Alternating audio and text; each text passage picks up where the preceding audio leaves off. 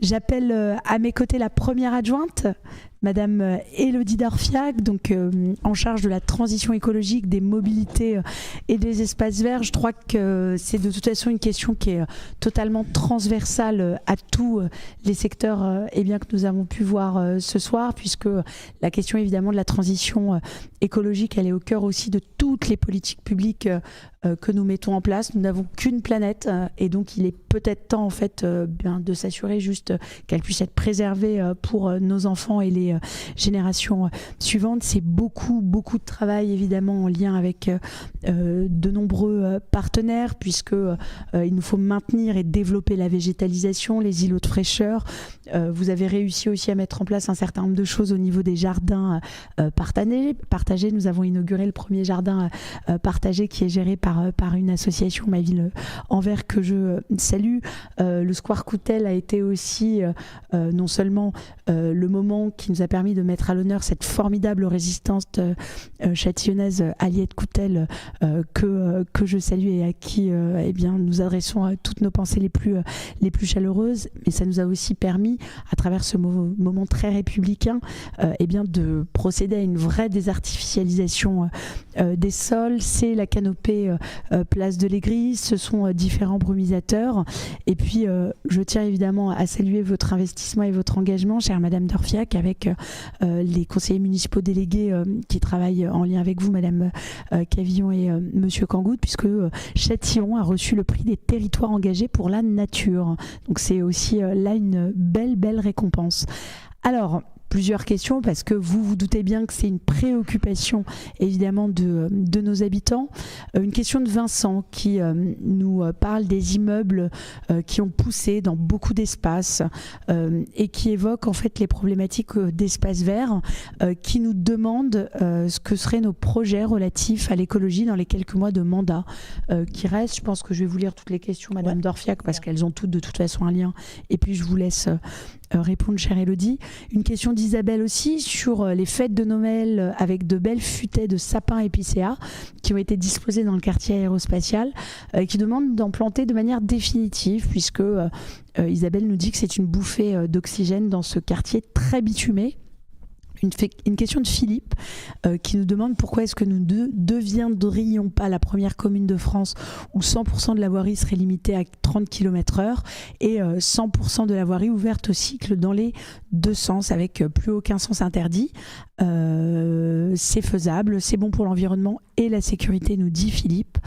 Et enfin une question de Philippine, après Philippe, ça s'invente pas, qui nous dit qu'on manque de parcs et de jeux pour enfants, et donc qui nous parle justement, bon, on l'a déjà évoqué, mais qui évoque le parc André Malraux. Voilà Madame Dorfiac, pas mal de questions. Je vous laisse la parole. Bonsoir Madame la maire, bonsoir à tous. Effectivement, quand je vois les questions qui nous sont adressées sur Internet, l'amélioration de nos espaces verts, le fait de planter des arbres, pas que des sapins. Chaque année, j'ai droit à ma question sur les sapins. Sur la nécessité des mobilités douces dans la ville, on voit bien que toutes les actions de transition écologique qu'on mène à Châtillon en 2022, je vais revenir rapidement dessus, en 2023, elles sont forcément focalisées sur cette nécessité de rendre la ville, notre ville, résiliente rapidement. On a tous vécu concrètement une accélération du changement climatique ces derniers mois. L'été dernier avec les vagues de chaleur, mais même cet hiver, on a eu des vagues de chaleur au mois de décembre, c'était surréaliste. Et donc la nécessité de l'adaptation de la ville, contrairement à d'autres, dont certains connus, moi je peux pas dire qu'on s'y attendait pas. Voilà, ça devient une urgence pour tous, pour notre qualité de vie au quotidien et pour l'avenir de nos enfants. Alors, qu'est-ce qu'on a fait en 2022 ? Vous l'avez dit, j'ai la chance d'avoir des collègues qui sont extrêmement impliqués. La transition écologique, c'est vraiment un sujet transverse à l'ensemble de nos délégations. Donc, on a tous œuvré collectivement. Monsieur Vidlocher en a parlé. On a lancé des chantiers de sobriété énergétique, que ce soit dans nos usages du quotidien. C'était une urgence écologique et une urgence économique. C'est bien, ça va dans le même sens. Grâce à des chantiers de rénovation énergétique de nos équipements, de nos écoles, de certains logements sociaux. Donc, on accélère sur ce sujet-là de la sobriété et de la rénovation énergétique. On a favorisé le développement des mobilités actives. C'était une des questions d'un de nos internautes, avec cette grosse étude qui est le plan de déplacement qu'on a mené toute l'année, lancé en janvier dernier et qui, ça y est, arrive à terme et qui va maintenant se déployer sur plusieurs années pour apaiser la circulation dans toute la ville. On viendra vous en parler longuement. Ça sera un dossier spécial dans le Châtillon Info du mois d'avril. On va faire un certain nombre de réunions publiques d'informations sur ce plan de circulation. Ce sont aussi des vrais aménagements cyclables, vous l'avez dit, qui se déploient peu à peu, comme celui tout le long de la rue de Malakoff et de la rue Roland-Garros qui s'achèvera cet été, qui est assez exemplaire en la matière de vrais aménagements cyclables sécurisés, comme le déploiement de Vélib, vous en avez parlé tout à l'heure aussi. C'est le privilège de passer en dernier, on répète ce qu'ont dit mes collègues et vous, Madame la maire. Désormais, c'est 6 stations qui marchent bien, plus de 1000 utilisateurs réguliers de ce service de vélo partage, plus de 50 nouveaux arceaux vélos qui sont venus compléter la centaine déployée en 2021 et bientôt, là, dans les jours qui viennent, la consigne Véligo au métro, donc une consigne sécurisée qui permettra d'accrocher son vélo en toute sécurité à l'entrée du métro. Chaque action qu'on mène, elle vise à rendre notre ville plus respirable. Vous l'avez dit, on débitume des cours d'école comme à Langevin, des places comme le square Elliott Coutel que vous avez cité, des rues comme la rue de Verdun. Quand on élargit des fosses, c'est pas pour que les gens tombent dedans, mais c'est évidemment pour que le sol réapparaisse au milieu des dalles de bitume, ou la rue de Malakoff. On végétalise. Alors, des internautes posait la question. On poursuit notre plan de plantation de multiples essences locales, variées, avec une quarantaine de nouveaux arbres qui ont été plantés cette année. On crée des îlots de fraîcheur dans la ville, avec de l'ombre, avec des brumisateurs comme celui qui a été installé sur la place de l'église. Et enfin, Monsieur Joanne en a un peu parlé, on travaille avec et pour les enfants, énormément. 2022 a vu le déploiement d'une première petite cour Oasis à Langevin. Il y en aura d'autres dans la future école Jean Jaurès, mais aussi dans d'autres écoles de la ville. On a travaillé sur la révision des menus, des cantines, pour plus de local, plus de qualité dans les assiettes de nos enfants. On a lancé tout un programme d'animation pédagogique sur le thème de la nature, avec les scolaires, avec le périscolaire, avec le grand public. C'est plus d'une trentaine de sessions d'animation cette année autour des différents thèmes de la nature. Et enfin, parce que c'était une des questions et je crois qu'on l'a dit plusieurs fois ce soir, on renouvelle progressivement les structures de jeu dans les cours d'école, dans les parcs. Là aussi, c'était très vieillissant.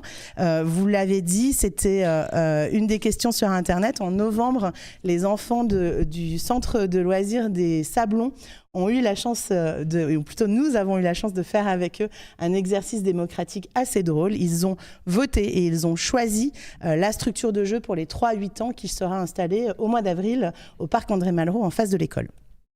Donc faire une ville plus verte, c'était notre cheval de bataille au moment de notre élection et on trace notre sillon, comme on dit.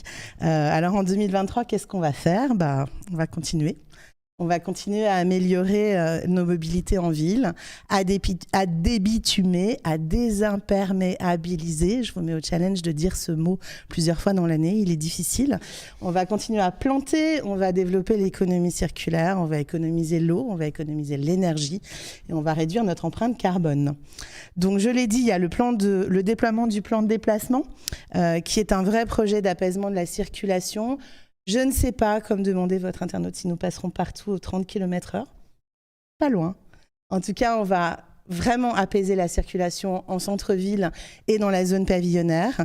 Il y a de très jolis projets de végétalisation, comme sur l'allée du Cèdre, dans la cour des Sablons, sur tous les pieds d'armes de l'aérospatiale, ou encore avec les lycéens de Mono qui vont mettre les mains dans la terre et faire eux-mêmes leur potager. Toutes ces actions, et c'est important de le dire, je salue Madame Monsny qui nous met à bonne école, toutes ces actions, on les fait largement subventionner. On va chercher jusqu'à 80% du montant financier des investissements écologiques. Et vraiment, je voulais remercier tous les Châtillonnais, et il y en a énormément, vous êtes des milliers à avoir voté et soutenu les 9 projets de la ville dans le cadre du budget participatif écologique de la région Île-de-France. Et vos votes ont rapporté plus de 100 000 € de subventions à la ville. uniquement parce que vous avez cliqué et soutenu ces très jolis projets. Tous ces projets dont je parle, ils ont donc une vertu écologique et une vertu économique. Ça marche toujours ensemble.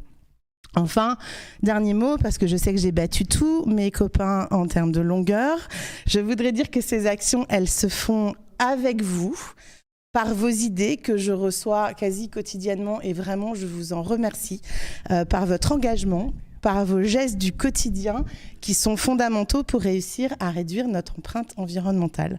Donc merci pour cette énergie au quotidien et on continue en 2023. Et juste avant de vous redonner la parole, je voulais vous dire merci à vous, Madame la maire. Alors, beaucoup de Châtillonnais disent, donc je vais dire pareil, merci Nadège, pour votre écoute, pour votre bienveillance et surtout pour votre engagement et votre disponibilité permanente, constante, quelle que soit la météo, jour et nuit au service des Châtillonnais. Merci beaucoup.